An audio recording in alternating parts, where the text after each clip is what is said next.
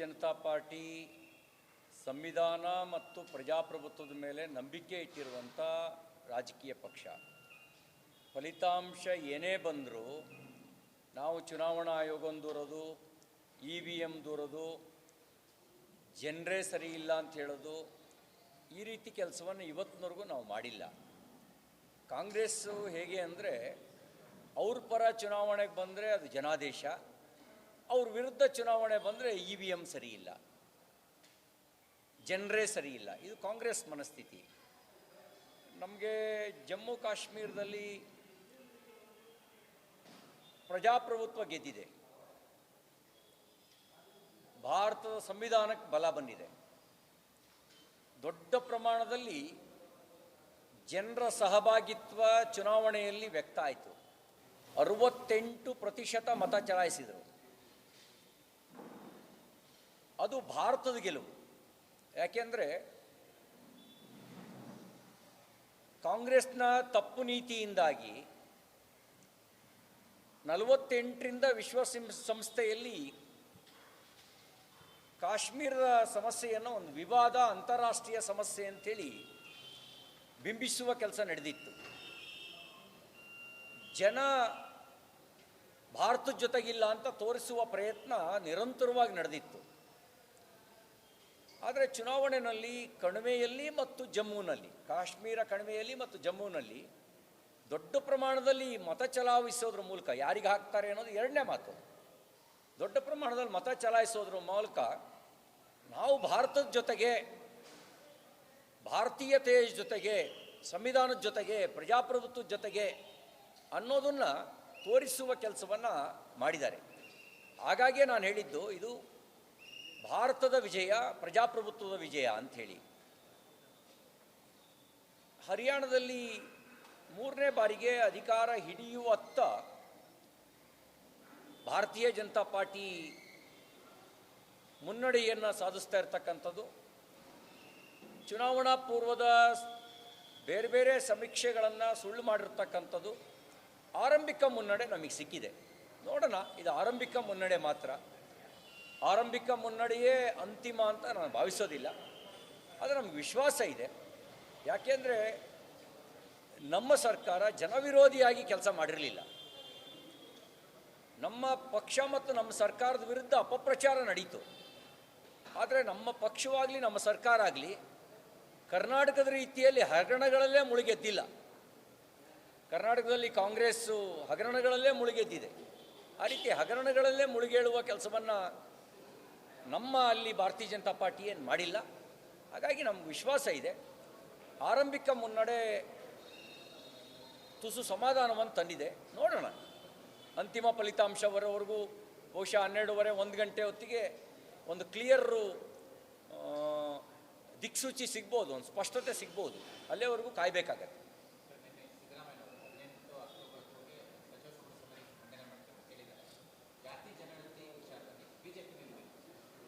BJP ನಿಲುವನ್ನು ನಮ್ಮ ರಾಜ್ಯಾಧ್ಯಕ್ಷರು ಸ್ಪಷ್ಟಪಡಿಸಿದ್ದಾರೆ. ಜಾತಿ ಸಮೀಕ್ಷೆ, ಜನಗಣತಿ ಸಾಮಾಜಿಕ ನ್ಯಾಯ ದೃಷ್ಟಿಯಿಂದ ಆಗಬೇಕು. ಆರ್ಥಿಕವಾಗಿ, ರಾಜಕೀಯವಾಗಿ, ಶೈಕ್ಷಣಿಕವಾಗಿ ದುರ್ಬಲರಾಗಿರೋರಿಗೆ ನ್ಯಾಯ ಕೊಡೋ ದೃಷ್ಟಿಯಿಂದ ಆಗಬೇಕು. ಸಮಾಜ ಒಡೆಯೋ ದೃಷ್ಟಿಯಿಂದ ಆಗಬಾರ್ದು. ಭಾರತೀಯ ಜನತಾ ಪಾರ್ಟಿ ನ್ಯಾಯ ಕೊಡೋ ದೃಷ್ಟಿಯಿಂದ ಮೀಸಲಾತಿಯನ್ನು, ನ್ಯಾಯ ಕೊಡೋ ದೃಷ್ಟಿಯಿಂದ ಜಾತಿ ಗಣತಿಯನ್ನು ಸಮರ್ಥಿಸ್ತಾ ಬಂದಿದೆ. ಆದರೆ ಕಾಂಗ್ರೆಸ್ಸು ಡಿವೈಡ್ ಆ್ಯಂಡ್ ರೂಲ್ ಪಾಲಿಸಿಯಲ್ಲಿ ನಂಬಿಕೆ ಇಟ್ಟಿರುವಂಥ ಪಾರ್ಟಿ. ಬ್ರಿಟಿಷರಿಂದ ಅವರಿಗೆ ಅಧಿಕಾರ ಹಸ್ತಾಂತರ ಆಯಿತು ಕಾಂಗ್ರೆಸ್ಸಿಗೆ. ವಿಭಜಿಸಿ ದೇಶ ವಿಭಜಿಸೋದ್ರ ಮೂಲಕನೇ ಇವರಿಗೆ ಅಧಿಕಾರ ಹಸ್ತಾಂತರ ಆಯಿತು. ಆ ವಿಭಜಿಸಿ ಆಳುವ ತಂತ್ರ ಮತ್ತು ಕುತಂತ್ರದ ಮೇಲೆ ಕಾಂಗ್ರೆಸ್ ನಂಬಿಕೆ ಇಟ್ಟಿದೆ. ಹಾಗಾಗಿ ಜನ ಅವ್ರನ್ನ ಅಪನಂಬಿಕೆಯಿಂದ ನೋಡ್ತಾರೆ. ಯಾಕೆ ಕಾಂಗ್ರೆಸ್ಸಿಗರು ಮತ್ತು ಕಾಂಗ್ರೆಸ್ಸನ್ನು ಯಾಕೆ ಅಪನಂಬಿಕೆಯಿಂದ ನೋಡ್ತಾರೆ ಅಂತ ಹೇಳಿದ್ರೆ, ಅವರ ಉದ್ದೇಶ ಒಳ್ಳೆಯದಿಲ್ಲ. ಕಾಂಗ್ರೆಸ್ಸಿಗರ ಉದ್ದೇಶ ಒಳ್ಳೆಯದಿಲ್ಲ. ಅವ್ರ ಉದ್ದೇಶ ಸಮಾಜ ಒಡೆಯೋದು, ಅವ್ರ ಉದ್ದೇಶ ಡಿವೈಡ್ ಆ್ಯಂಡ್ ರೂಲ್. ಹಾಗಾಗಿ ಅವ್ರನ್ನ ಅನುಮಾನದಿಂದ ನೋಡೋದು. ನಮ್ಮ ಭಾಳ ಸ್ಪಷ್ಟ ಇದೆ. ಸಾಮಾಜಿಕ ನ್ಯಾಯ ಕೊಡೋ ದೃಷ್ಟಿಯಿಂದ ಸದುದ್ದೇಶದ ಹಿನ್ನೆಲೆಯಲ್ಲಿ ನಾವು ಜಾತಿ ಗಣತಿಯನ್ನು ಸ್ವಾಗತಿಸ್ತೇವೆ. ಭಾರತೀಯ ಜನತಾ ಪಾರ್ಟಿ ಸಂವಿಧಾನ ಮತ್ತು ಪ್ರಜಾಪ್ರಭುತ್ವದ ಮೇಲೆ ನಂಬಿಕೆ ಇಟ್ಟಿರುವಂಥ ರಾಜಕೀಯ ಪಕ್ಷ. ಫಲಿತಾಂಶ ಏನೇ ಬಂದರೂ ನಾವು ಚುನಾವಣಾ ಆಯೋಗವನ್ನು ದೂರೋದು, EVM ದೂರೋದು, ಜನರೇ ಸರಿ ಇಲ್ಲ ಅಂತ ಹೇಳೋದು, ಈ ರೀತಿ ಕೆಲಸವನ್ನು ಇವತ್ತಿನವರೆಗೂ ನಾವು ಮಾಡಿಲ್ಲ. ಕಾಂಗ್ರೆಸ್ಸು ಹೇಗೆ ಅಂದರೆ ಅವ್ರ ಪರ ಚುನಾವಣೆಗೆ ಬಂದರೆ ಅದು ಜನಾದೇಶ, ಅವ್ರ ವಿರುದ್ಧ ಚುನಾವಣೆ ಬಂದರೆ EVM ಸರಿ ಇಲ್ಲ, ಜನರೇ ಸರಿ ಇಲ್ಲ. ಇದು ಕಾಂಗ್ರೆಸ್ ಮನಸ್ಥಿತಿ. ನಮಗೆ ಜಮ್ಮು ಕಾಶ್ಮೀರದಲ್ಲಿ ಪ್ರಜಾಪ್ರಭುತ್ವ ಗೆದ್ದಿದೆ, ಭಾರತದ ಸಂವಿಧಾನಕ್ಕೆ ಬಲ ಬಂದಿದೆ, ದೊಡ್ಡ ಪ್ರಮಾಣದಲ್ಲಿ ಜನರ ಸಹಭಾಗಿತ್ವ ಚುನಾವಣೆಯಲ್ಲಿ ವ್ಯಕ್ತ ಆಯಿತು. 68% ಮತ ಚಲಾಯಿಸಿದರು. ಅದು ಭಾರತದ ಗೆಲುವು. ಯಾಕೆಂದರೆ ಕಾಂಗ್ರೆಸ್ನ ತಪ್ಪು ನೀತಿಯಿಂದಾಗಿ 48ರಿಂದ ವಿಶ್ವಸಂಸ್ಥೆಯಲ್ಲಿ ಕಾಶ್ಮೀರದ ಸಮಸ್ಯೆಯನ್ನು ಒಂದು ವಿವಾದ, ಅಂತಾರಾಷ್ಟ್ರೀಯ ಸಮಸ್ಯೆ ಅಂಥೇಳಿ ಬಿಂಬಿಸುವ ಕೆಲಸ ನಡೆದಿತ್ತು.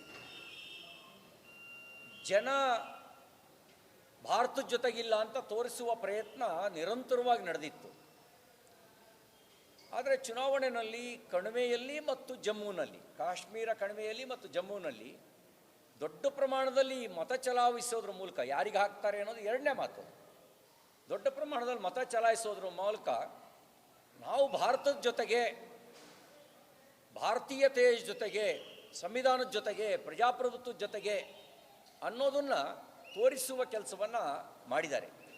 ಹಾಗಾಗಿಯೇ ನಾನು ಹೇಳಿದ್ದು ಇದು ಭಾರತದ ವಿಜಯ, ಪ್ರಜಾಪ್ರಭುತ್ವದ ವಿಜಯ ಅಂಥೇಳಿ.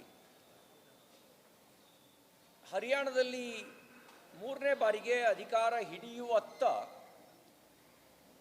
ಭಾರತೀಯ ಜನತಾ ಪಾರ್ಟಿ ಮುನ್ನಡೆಯನ್ನು ಸಾಧಿಸ್ತಾ ಇರತಕ್ಕಂಥದ್ದು. ಚುನಾವಣಾ ಪೂರ್ವದ ಬೇರೆ ಬೇರೆ ಸಮೀಕ್ಷೆಗಳನ್ನು ಸುಳ್ಳು ಮಾಡಿರ್ತಕ್ಕಂಥದ್ದು. ಆರಂಭಿಕ ಮುನ್ನಡೆ ನಮಗೆ ಸಿಕ್ಕಿದೆ. ನೋಡೋಣ, ಇದು ಆರಂಭಿಕ ಮುನ್ನಡೆ ಮಾತ್ರ. ಆರಂಭಿಕ ಮುನ್ನಡೆಯೇ ಅಂತಿಮ ಅಂತ ನಾನು ಭಾವಿಸೋದಿಲ್ಲ. ಆದರೆ ನಮಗೆ ವಿಶ್ವಾಸ ಇದೆ. ಯಾಕೆಂದರೆ ನಮ್ಮ ಸರ್ಕಾರ ಜನವಿರೋಧಿಯಾಗಿ ಕೆಲಸ ಮಾಡಿರಲಿಲ್ಲ. ನಮ್ಮ ಪಕ್ಷ ಮತ್ತು ನಮ್ಮ ಸರ್ಕಾರದ ವಿರುದ್ಧ ಅಪಪ್ರಚಾರ ನಡೀತು. ಆದರೆ ನಮ್ಮ ಪಕ್ಷವಾಗಲಿ ನಮ್ಮ ಸರ್ಕಾರ ಆಗಲಿ ಕರ್ನಾಟಕದ ರೀತಿಯಲ್ಲಿ ಹಗರಣಗಳಲ್ಲೇ ಮುಳುಗೆದ್ದಿಲ್ಲ. ಕರ್ನಾಟಕದಲ್ಲಿ ಕಾಂಗ್ರೆಸ್ಸು ಹಗರಣಗಳಲ್ಲೇ ಮುಳುಗೆದ್ದಿದೆ. ಆ ರೀತಿ ಹಗರಣಗಳಲ್ಲೇ ಮುಳುಗೇಳುವ ಕೆಲಸವನ್ನು ನಮ್ಮ ಅಲ್ಲಿ ಭಾರತೀಯ ಜನತಾ ಪಾರ್ಟಿ ಏನು ಮಾಡಿಲ್ಲ. ಹಾಗಾಗಿ ನಮ್ಗೆ ವಿಶ್ವಾಸ ಇದೆ. ಆರಂಭಿಕ ಮುನ್ನಡೆ ತುಸು ಸಮಾಧಾನವನ್ನು ತಂದಿದೆ. ನೋಡೋಣ, ಅಂತಿಮ ಫಲಿತಾಂಶ ಬರೋವರೆಗೂ ಬಹುಶಃ 12:30 1 ಗಂಟೆ ಹೊತ್ತಿಗೆ ಒಂದು ಕ್ಲಿಯರು ದಿಕ್ಸೂಚಿ ಸಿಗ್ಬೋದು, ಒಂದು ಸ್ಪಷ್ಟತೆ ಸಿಗ್ಬೋದು. ಅಲ್ಲಿವರೆಗೂ ಕಾಯಬೇಕಾಗತ್ತೆ.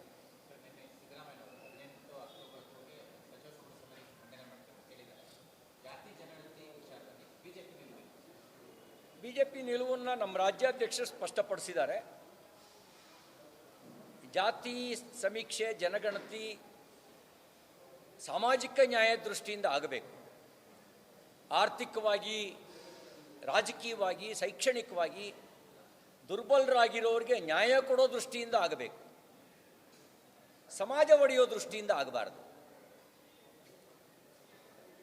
ಭಾರತೀಯ ಜನತಾ ಪಾರ್ಟಿ ನ್ಯಾಯ ಕೊಡೋ ದೃಷ್ಟಿಯಿಂದ ಮೀಸಲಾತಿಯನ್ನು, ನ್ಯಾಯ ಕೊಡೋ ದೃಷ್ಟಿಯಿಂದ ಜಾತಿ ಗಣತಿಯನ್ನು ಸಮರ್ಥಿಸ್ತಾ ಬಂದಿದೆ. ಆದರೆ ಕಾಂಗ್ರೆಸ್ಸು ಡಿವೈಡ್ ಆ್ಯಂಡ್ ರೂಲ್ ಪಾಲಿಸಿಯಲ್ಲಿ ನಂಬಿಕೆ ಇಟ್ಟಿರುವಂಥ ಪಾರ್ಟಿ. ಬ್ರಿಟಿಷರಿಂದ ಅವರಿಗೆ ಅಧಿಕಾರ ಹಸ್ತಾಂತರ ಆಯಿತು ಕಾಂಗ್ರೆಸ್ಸಿಗೆ. ವಿಭಜಿಸಿ ದೇಶ ವಿಭಜಿಸೋದ್ರ ಮೂಲಕನೇ ಇವರಿಗೆ ಅಧಿಕಾರ ಹಸ್ತಾಂತರ ಆಯಿತು. ಆ ವಿಭಜಿಸಿ ಆಳುವ ತಂತ್ರ ಮತ್ತು ಕುತಂತ್ರದ ಮೇಲೆ ಕಾಂಗ್ರೆಸ್ ನಂಬಿಕೆ ಇಟ್ಟಿದೆ. ಹಾಗಾಗಿ ಜನ ಅವ್ರನ್ನ ಅಪನಂಬಿಕೆಯಿಂದ ನೋಡ್ತಾರೆ. ಯಾಕೆ ಕಾಂಗ್ರೆಸ್ಸಿಗರು ಮತ್ತು ಕಾಂಗ್ರೆಸ್ಸನ್ನು ಯಾಕೆ ಅಪನಂಬಿಕೆಯಿಂದ ನೋಡ್ತಾರೆ ಅಂತ ಹೇಳಿದರೆ ಅವರ ಉದ್ದೇಶ ಒಳ್ಳೆಯದಿಲ್ಲ. ಕಾಂಗ್ರೆಸ್ಗರ ಉದ್ದೇಶ ಒಳ್ಳೆಯದಿಲ್ಲ. ಅವ್ರ ಉದ್ದೇಶ ಸಮಾಜ ಒಡೆಯೋದು, ಅವ್ರ ಉದ್ದೇಶ ಡಿವೈಡ್ ಆ್ಯಂಡ್ ರೂಲ್. ಹಾಗಾಗಿ ಅವ್ರನ್ನ ಅನುಮಾನದಿಂದ ನೋಡೋದು. ನಮ್ಮ ಭಾಳ ಸ್ಪಷ್ಟ ಇದೆ. ಸಾಮಾಜಿಕ ನ್ಯಾಯ ಕೊಡೋ ದೃಷ್ಟಿಯಿಂದ ಸದುದ್ದೇಶದ ಹಿನ್ನೆಲೆಯಲ್ಲಿ ನಾವು ಜಾತಿ ಗಣತಿಯನ್ನು ಸ್ವಾಗತಿಸ್ತೇವೆ.